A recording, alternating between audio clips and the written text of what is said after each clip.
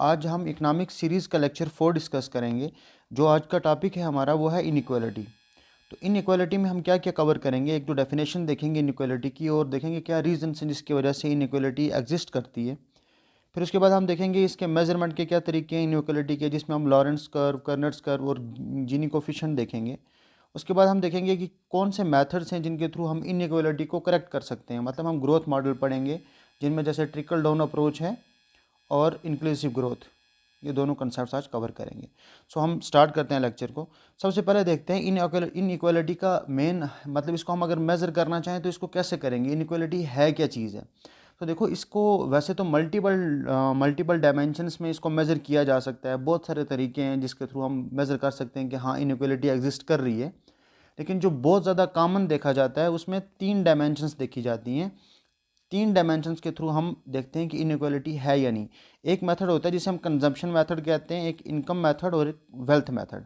मतलब हम देखते हैं कि कौन से, जैसे मान लो ए एंड बी दो हाउस होल्ड हैं, इनकी इनइक्वालिटी किस बेसिस पे पता करेंगे, कंजम्पशन मेथड के थ्रू भी कि वो कितना कंज्यूम कर रहे हैं पर मंथ। ठीक है, इनकम के उनकी इनकम का डिफरेंस क्या है, वेल्थ में आ गया कि उनकी वेल्थ का डिफरेंस क्या है। लेकिन सबसे अच्छा तरीका होता है कंजम्पशन मेथड के थ्रू इनइक्वालिटी को पता करना। और इंडिया में जो इनइक्वालिटी कैलकुलेट हम करते हैं वो कंजम्पशन के थ्रू ही करते हैं। इसका रीज़न क्या है, क्योंकि कंजम्पशन थोड़ा सा कांस्टेंट चीज़ है हम, ठीक है।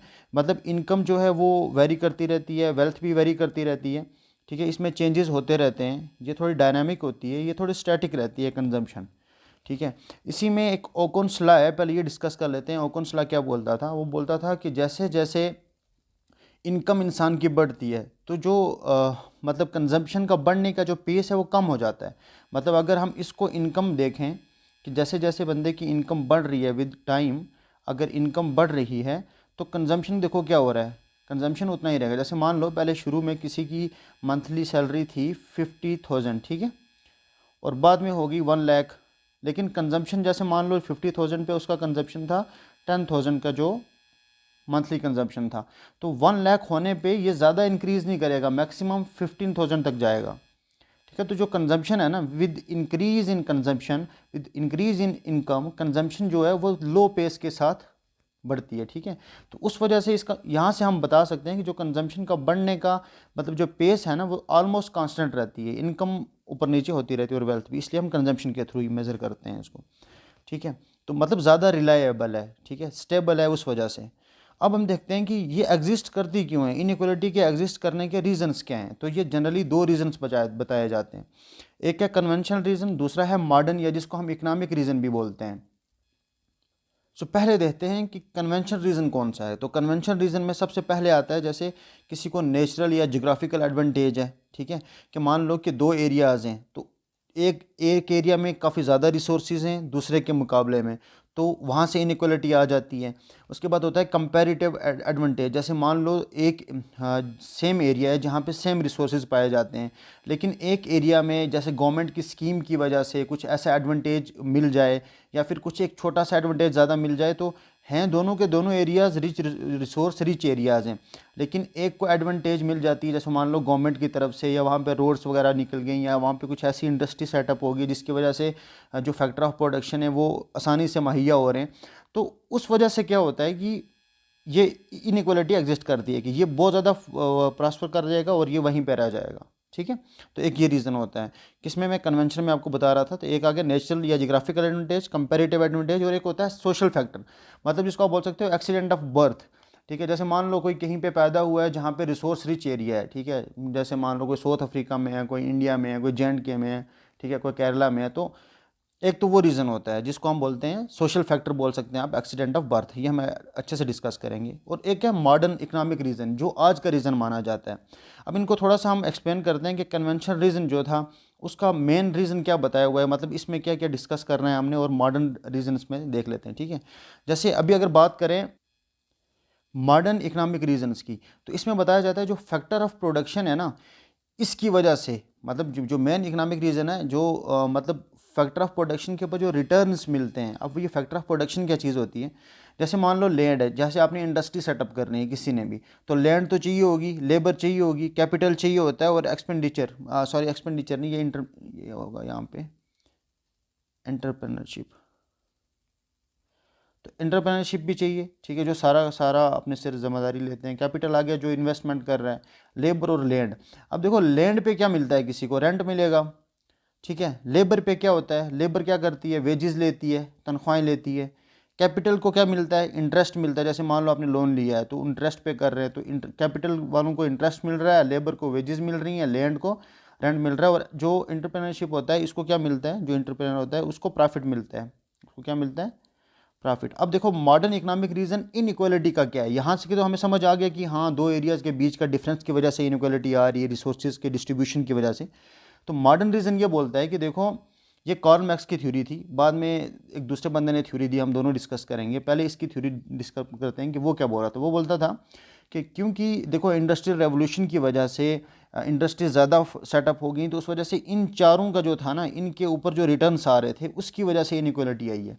उसका कहना ऐसा था कार्ल मार्क्स का कि उसने कहा कि जैसे जो इंटरप्रेनर होता है वो जो प्रॉफिट लेता है वो उसका जो मतलब वो प्रॉफिट बहुत टाइम के साथ इंक्रीज़ करता है। जैसे अगर आप देखेंगे ये जो वेजेस होती हैं ना, इनका बढ़ने का जो रेट है वो लो पेस होता है, लो पेस पे बढ़ती है वेजेस, ठीक है। इंक्रीमेंट होगा साल के बाद 3%, ठीक है। तो वेजेस तो बहुत लो पेस के साथ बढ़ रही हैं, लेकिन जो प्रॉफिट होगा ना वो बहुत हाई पेस के साथ बढ़ता है। तो जब एक लो पेस के साथ बढ़ रहा है, एक हाई पेस के साथ, तो इनइक्वालिटी तो एग्जिस्ट करेगी। ये था कन्वेंशनल रीज़न। मतलब ये रीज़न दिया जाता, सॉरी कन्वेंशन नहीं, मतलब ये जो कार्ल मार्क्स ने रीज़न दिया था, उसने बोला कि ये वजह है जिस वजह से बहुत ज़्यादा मतलब इनइक्वालिटी है वो इस वजह से है क्योंकि एक जो है जैसे वेजेस जो हैं, जो अब आपको पता है लेबर जो है वो पॉपुलेशन में भी ज़्यादा है। एंटरप्रेन्योरशिप तो आपको पता है जैसे 100 फर्म्स हैं तो वो प्रॉफिट कमा रही हैं, ठीक है। तो वो बोल रहा था कि ये बहुत हाई पेस के साथ बढ़ता है और ये लो पेस के साथ, इस वजह से इनइक्वालिटी होती है। लेकिन अभी का जो मॉडर्न व्यू है ना वो अलग है थोड़ा सा, वो हम भी डिस्कस करेंगे। अभी देखते हैं देखो कन्वेंशनल रीजन में आपको क्या बताया था, नेचुरल एडवांटेज मिल जाती है किसी को, कंपेरेटिव एडवांटेज मिल जाती है और सोशल फैक्टर्स होते हैं। ये तीन मैंने आप अच्छे से समझाया है, ठीक है। उसके बाद अगर आप देखेंगे मॉडर्न इकोनॉमिक रीजन्स, ये दिए थे किसने, थॉमस पिकेटी व्यू, इसका व्यू था ये। इसने क्या दिया, देखो अभी मैं समझाता हूँ, उससे पहले आपको बताता हूँ इसने क्या बोला। इसने बोला कि देखो अगर आप इसको मान के चलो कि ये है वेजेस की ग्रोथ, ये जो ये वाली लाइन है ये आ गई वेजेस की ग्रोथ, ये आ गई वेजेस की ग्रोथ, ठीक है। जैसे हमारी तनख्वाहें जो बढ़ रही हैं तो वो बिल्कुल कांस्टेंट पेस के साथ बढ़ती जा रही हैं। और ये आ गया जो प्रॉफिट कमा रहे हैं, ठीक है, ये आ गया प्रॉफिट, जो एंटरप्रेन्योर कमा रहा है प्रॉफिट। अब वो क्या बोल रहा है कि वो बोल रहे हैं कि जो मॉडर्न व्यू है वो क्या बोलता है कि देखो माना कि शुरू में प्रॉफिट बहुत ज़्यादा है, देखो यहाँ पे कितना वेजेस तो बिल्कुल कांस्टेंट रेट से बढ़ रही हैं, प्रॉफिट बढ़ रहा है, लेकिन क्या होता है कि वही कंपनी कई बार लॉस में चली जाती है। तो जब वो लॉस में होगी तो वो वाला चीज़ नीचे आ गई, फिर दोबारा से उसको प्रॉफिट मिला, तो इसका जो कर्व होता है ना ऊपर नीचे मूव करने का, वो ऐसे मूव होता है ये। तो उस वजह से अगर आप ओवरऑल देखेंगे तो ये दोनों के दोनों कांस्टेंट ही हैं, क्योंकि इसका अगर आप ये वाला और इन दोनों का एवरेज निकालोगे ये ऑलमोस्ट यहीं पे लाई करेगा, ठीक है। तो ये मॉडर्न व्यू क्या बोलता है कि दोनों के दोनों का जो बढ़ने का पेस है वो बराबर है, वो हाई लो नहीं है। ये रीज़न वो कहते हैं कि ये वाला रीज़न नहीं है इनइक्वालिटी का। तो हम देखते हैं रीज़न है क्या है। देखो यहाँ पे क्या बोला है, the modern explanation for the inequality is based on the concept of rule of law. क्या मतलब कि मतलब ये डिपेंड करता है कि जो रूल ऑफ लॉ है ना वो किस हिसाब से है। वो हम देखते हैं वो कैसे, जैसे मान लो मेरे पास 100 फर्म्स हैं जिन्होंने इंडिया में किसी चीज़ के लिए अपनी फैक्ट्रीज खोली हैं, 100 फर्म्स हैं। अब क्या होगा, इन 100 में से डाटा ये कहता है कि सिर्फ 10 ही फर्म्स ऐसी हैं जो कामयाब होती हैं, बाकी 90 फर्म तो कामयाब होती ही नहीं है। और ये जो 10 फर्म में इसमें भी 2 या 3 की मोनोपोली चल जाती है, ठीक है, सिर्फ 2-3 ही चलती हैं। उसका रीज़न क्या होता है, गवर्नमेंट का फेवर, या फिर गवर्नमेंट का फेवर भी बोल सकते हैं, और जो लॉ है ना लॉ का कमज़ोर होना।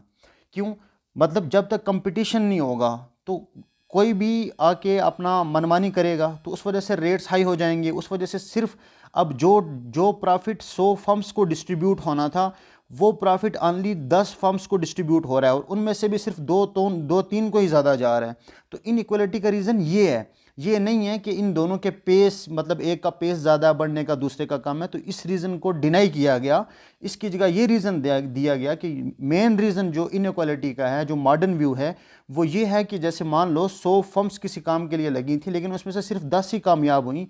अब जो प्रॉफिट 100 फर्म्स में डिस्ट्रीब्यूट होना था वो ओनली 10 फर्म्स में डिस्ट्रीब्यूट हो रहा है, तो इनइक्वालिटी आई कि नहीं आई? यही मैंने यहाँ पे एक्सप्लेन किया, आप आराम से पढ़ सकते हो इसको। It is now generally accepted that poor and the differential application of law pertaining the inequality. बिल्कुल। अब देखो अगर लॉ अच्छे से मतलब देखो कम्पिटिटिव इन्वायरमेंट होना चाहिए, ठीक है, ये किसकी जिम्मेदारी होती है? ये गवर्नमेंट की, ये लॉ की जिम्मेदारी होती है कि हाँ कंपटीशन होना चाहिए मार्केट में, कंपटीशन नहीं होगा तो किसी की भी मोनोपोली चल जाएगी, ठीक है। One way in which it materializes anti competitive behaviour, देखो ये एक बहुत बड़ा रीज़न है कि एंटी कम्पिटिटिव बिहेवियर सिर्फ एक ही फर्म है पूरी की पूरी इंडिया में जो एक किसी चीज़ को बना रही है, ऐसे मान लो, ठीक है। Capital as well as the return earn by the worker in the form of wages are equal, ये बोल रहे हैं कि देखो कैपिटल और जो रिटर्न दोनों के दोनों जो वर्कर्स कमा रहे हैं ना वो इक्वल हैं, उसमें कोई मसला नहीं है। However firm earn exceptional return and workers earn only average return. अब इनको एक्सपेंशनल जो एक्सेप्शनल रिटर्न्स मिल रहे हैं उसका मेन रीज़न क्या है? मैंने अभी बताया आपको, क्योंकि 100 में से सिर्फ 10 ही फर्म ऐसी हैं, ठीक है, जैसे मैंने यहाँ पे लिखा था overall return earn by all the firms are not very high as compare to worker, however most of the firms are in losses and eventually shut down, therefore the returns that were supposed to be earned by the large number of firms are earned only by the handful। यहाँ तक समझ आया आपको? So it has been seen that out of 100 firms which starts only 10 firms are those which could have been distributed among 100 firms। तो वो profit जो 100 firms में distribute होना था वो सिर्फ 10 फर्म्स में हो रहा है, वो एक रीज़न है। अब आपको समझ आ गया होगा कि इसके ये जो रीज़न मैंने आपको ये रीज़न दिया था थॉमस पिक्यूव्यू का था, ठीक है, और कार्ल मार्क्स का भी आपको समझ आ गया होगा। इसके बाद हम देखते हैं कि हम अगर इनइक्वालिटी को मेज़र करना चाहें तो वो कैसे करते हैं। सो पहला मेथड है लॉरेंट्ज कर्व। अब लॉरेंट्ज कर्व क्या बोलती है? ये एक ग्राफिकल डिपिक्शन है इनइक्वालिटी का, सॉरी, ये ग्राफिकल डिपिक्शन है इनइक्वालिटी का। यहाँ पे मैंने कम्युलेटिव ये वेल्थ लिखी हुई है और यहाँ पे हमारी आ गई प्रोपोर्शन ऑफ पॉपुलेशन, जैसे मान लो 10%, 20%, 30%, 40%, 50, 60, 70, 80, 90, 100% पॉपुलेशन, ठीक है। और यहाँ पे वेल्थ देख रहे हैं 10% वेल्थ, 20%, 30% वेल्थ, 40%, 50, 60, 70, 80, 90, 100% वेल्थ। अब ये जो लॉरेंट्ज कर्व है ये मतलब एक ये बताता क्या? ये रिप्रेजेंटेशन देती है मतलब कि कितनी पॉपुलेशन के पास कितनी वेल्थ है। लॉरेंट्ज कर्व क्या देती है कि कितनी पॉपुलेशन के पास कितनी वेल्थ है। अब होना क्या चाहिए? आइडियली क्या होना चाहिए? जैसे मान लो 10% पॉपुलेशन के पास कितनी होनी चाहिए? 10% वेल्थ, तभी तो इनइक्वालिटी नहीं होगी। 20% के पास कितनी होनी चाहिए? 20%। 40% के पास कितनी होनी चाहिए? 40% वेल्थ। तो इसको हम बोलेंगे ये वो वाली बात है जहाँ पे इनइक्वालिटी किसके बराबर होगी? 0 के बराबर। जैसे यहाँ पे आप देखेंगे तो 10% के पास कितनी है? 10%। 20 के पास कितनी है? 20%। ऐसे करके तो इसको हम बोल देंगे ये आ गया हमारा परफेक्ट इक्वलिटी वाला। मतलब परफेक्ट इक्वलिटी वाला अगर आप देखेंगे ना, मतलब जिसमें इनइक्वालिटी 0 हो, तो वो इस टाइप का ग्राफ होगा, इसी टाइप का, ठीक है। ये अब अगर मैं ये देखूं कि परफेक्टली इनइक्वालिटी, मतलब परफेक्ट इनइक्वालिटी कब होगी? जब जो 100% पॉपुलेशन है उसके पास 100% वेल्थ हो और 0% पॉपुलेशन के पास 0% वेल्थ हो। या फिर इसको मैं प्रैक्टिकली समझाने के लिए आप ऐसे समझ लो कि 90% वेल्थ जो है वो सिर्फ 10% लोगों के पास हो और जो 10% वेल्थ है वो 90% पॉपुलेशन के पास हो। ये पॉपुलेशन आ गई, ये वेल्थ आ गई, तो यहाँ पे आई ना इनइक्वालिटी। तो परफेक्ट इनइक्वालिटी के लिए ये है कंडीशन, 100% वेल्थ 100% लोगों के पास और 0% के पास, ठीक है। तो ये वाला जो ग्राफ बनता है परफेक्ट, जिसको हम बोलते हैं इनइक्वालिटी का, ये सिंपल ऐसे बनेगा, ठीक है, यही वाला ग्राफ। इसमें कोई आएगा नहीं, 100 के पास 100 और 0 के पास 0। अब इसमें आपको बताता हूँ मैं, जैसे लेकिन अगर आप देखेंगे ना, ये एक तो आ गया परफेक्ट इक्वलिटी, एक आ गया परफेक्ट इनइक्वालिटी, लेकिन जो रियलिटी में केस है ना वो कैसा है? रियलिटी में ये केस ऐसा है। कहने का मतलब क्या है? रियलिटी में क्या होता है, जैसे 50% पॉपुलेशन जो है, ये पॉपुलेशन आ गया, 50% पॉपुलेशन के पास 10% वेल्थ है, और ठीक है, और ऐसा समझ लो आपके 10% पॉपुलेशन के पास 40% वेल्थ है। रियलिटी में ये है, ठीक है। तो ये करवाएगी ऐसे करके, ठीक है। तो ये असल में जो लॉरेंट्ज कर्व है यही बताती है कि मतलब कितनी पॉपुलेशन के पास कितनी वेल्थ है, उसको ग्राफिकली डिपिक्ट करती है लॉरेंट्ज कर्व। इसके बाद आती है कर्नेट्स कर्व। कर्नेट्स कर्व से पहले हम देख लेते हैं, देखो यहाँ पे जैसे मान लो एक एग्जांपल लेते हैं छोटी सी, जैसे मान लो ये है मेरे पास लॉरेंट्ज कर्व। तो इसमें जैसे मान लो एक है ये वाला ग्राफ और एक है ये वाला, ठीक ठीक है, ये आगे रियलिटी की बात। जैसे मान लो ये कंट्री ए है और ये कंट्री बी है, ठीक है, तो अगर मैं बोलूँ इन दोनों में से इनइक्वलिटी ज़्यादा किसकी है, तो बी के पास ज़्यादा इनइक्वलिटी है, बी की इनइक्वलिटी जो है वो ज़्यादा है ए से, क्योंकि परफेक्ट इक्वलिटी के लिए ऐसा होना चाहिए था और इनइक्वलिटी के लिए, परफेक्ट इनइक्वलिटी के लिए ऐसा होना चाहिए था, तो ये ज़्यादा इनइक्वलिटी की तरफ जा रही है, उस वजह से ये ज़्यादा इनइक्वलिटी। जैसे ए और बी की दोनों की कर्व अगर देख के हम बता सकते हैं कि कौन सी कंट्री के पास मतलब इनइक्वलिटी ज़्यादा है या कम है, ठीक है। इसके बाद हम डिस्कस करते हैं अब कर्नेट्स कर्व। तो कर्नेट्स कर्व क्या बोलती है, देखो ये भी एक थ्योरेटिकल डिपिक्शन ही है, ठीक है। कर्नेट्स कर्व ये एक थ्योरेटिकल डिपिक्शन है, मतलब जिसमें ये बताती है कि वैसे तो मतलब ये नहीं बताती कि जो इनइक्वलिटी है मतलब उसमें इनकम का लेवल कितना ज़्यादा है, मतलब ये इनइक्वलिटी इंक्रीज़ कर रही है डिक्रीज़ कर रही है, उसके बारे में नहीं बताती। बल्कि ये क्या कहती है, जैसे इसमें एक्शन में कर्नेट्स कर्व में एक आता है इन्वायरमेंटल कर्नेट्स कर्व। यहाँ से आपको ये भी समझ में आ जाएगा। इन्वायरमेंटल कर्नेट्स कर्व क्या बोलता है कि अगर मैं इसको इनकम मानूँ, यहाँ पे इनकम है और यहाँ पे इन्वायरमेंटल डिग्रेडेशन है, ठीक है, या इसको आप इनइक्वलिटी भी मान सकते हो।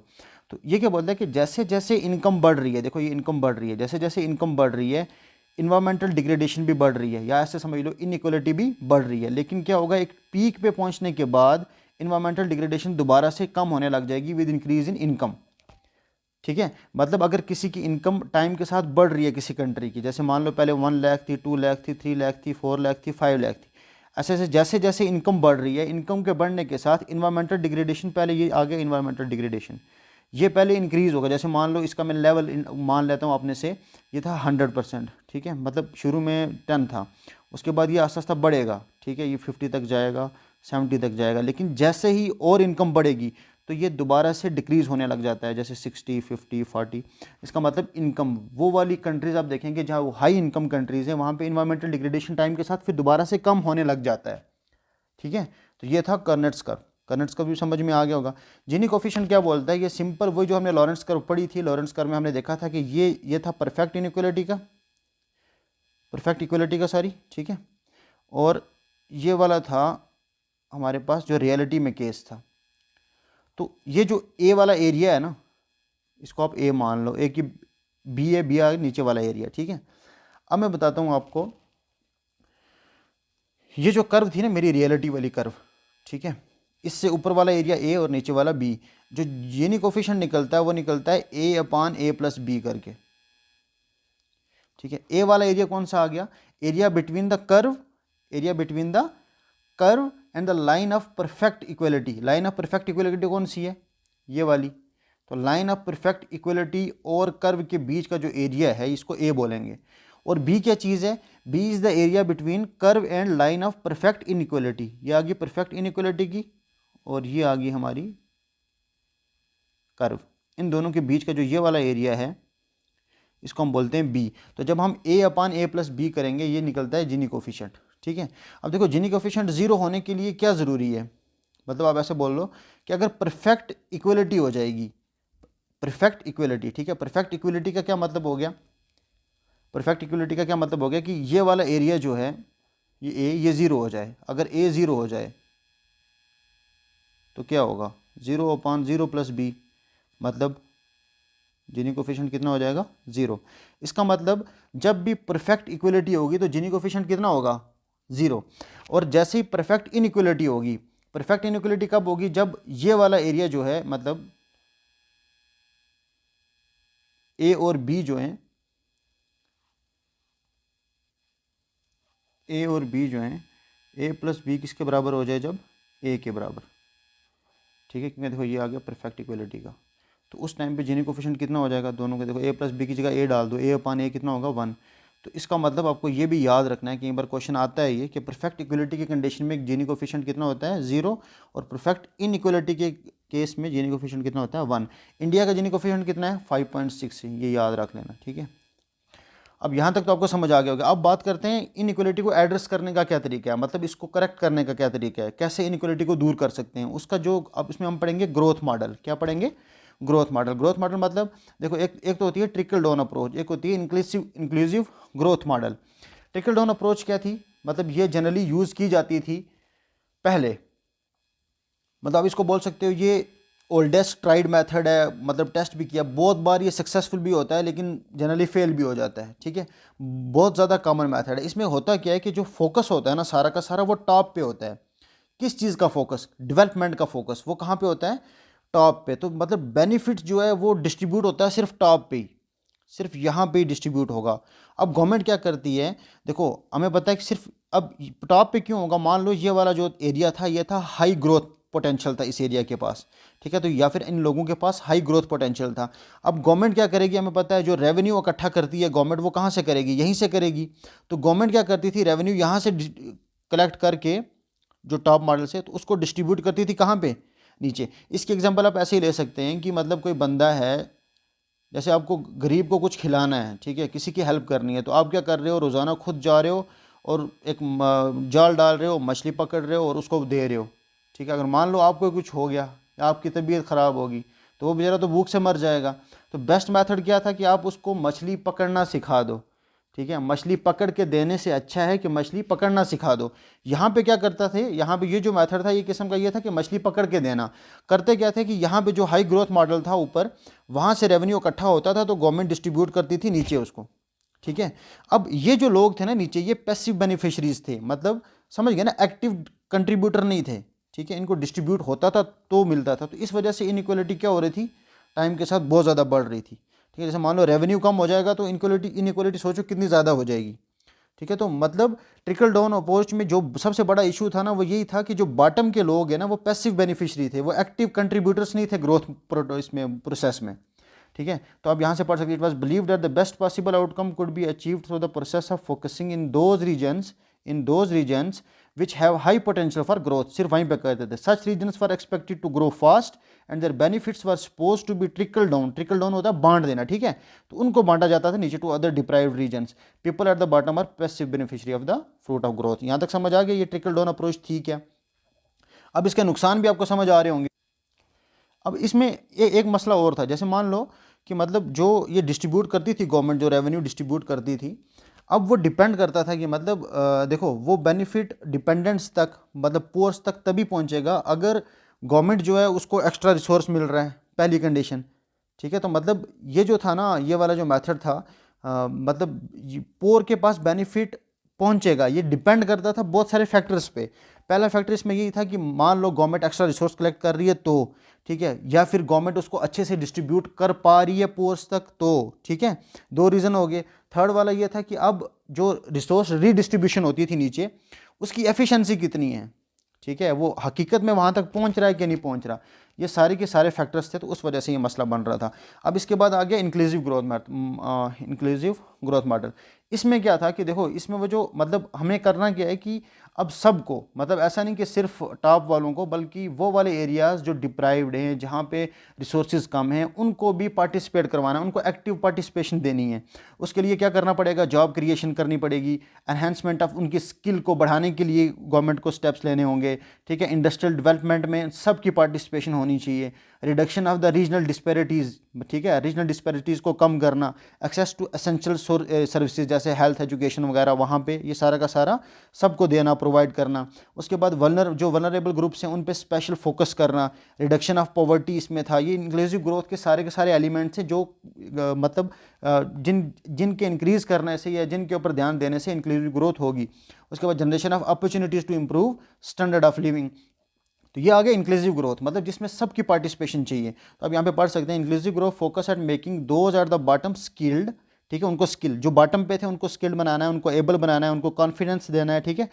कितना कॉन्फिडेंस देना है ताकि वो जो जॉब मार्केट का रिस्क है उसको बियर कर सकें, ताकि, और गवर्नमेंट को क्या करना है कि जो उनकी सोशल वनरेबिलिटीज़ हैं उनका ख्याल रखना है, उनकी मतलब बाकी जितनी भी जिस वजह से वो वनरेबल हो सकते हैं। तो मतलब गवर्नमेंट की पार्टिसिपेशन बहुत बड़ी है।